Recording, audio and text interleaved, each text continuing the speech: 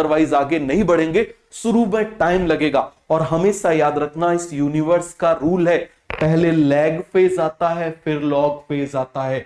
अभी आपको कुछ टाइम ऐसा लगेगा, टाइम आगे बढ़ता जा रहा है, टेस्ट आगे बढ़ते जा रहे हैं, आपके नंबर नहीं बढ़ रहे, आपके नंबर नहीं बढ़ रहे, नंबर नहीं बढ़ रहे। लेकिन यदि आप बढ़ते रहोगे, पढ़ते रहोगे, बढ़ते रहोगे, पढ़ते रहोगे, बढ़ते रहोगे, एक दिन आएगा लॉक फेज और आप बोलोगे ये क्या हो गया। देखो मैं आपको एक सिंपल सा एग्जांपल बताता हूं। जो बंबू ट्री होता है, एक स्पेशल टाइप का बंबू ट्री होता है, समझ में आ गया।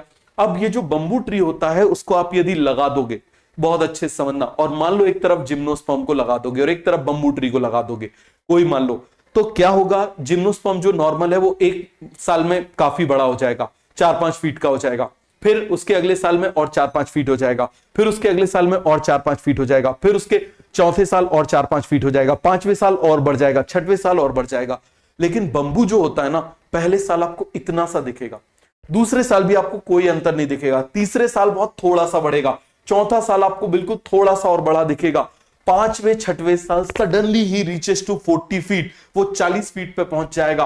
आप बोलोगे 4 साल तक उसने क्या किया, 4 साल तक वो अपनी जड़ें फैला रहा था, अपने रूट्स को फैला रहा था। क्यों, इतना ऊपर जाना है उसके लिए सपोर्ट चाहिए। तो इसी तरीके से याद रखना, लैग फेज आएगा उसके बाद ही लॉक फेज आएगा। तुम दुनिया का कोई भी पर्सन की लाइफ उठा के देख लो, एक लंबे टाइम तक, एक बहुत लंबे टाइम तक उनको लैग आया है, उसके बाद लॉग आया है। और उस लैग को क्रॉस करना, उस वेट को क्रॉस करना बहुत जरूरी है।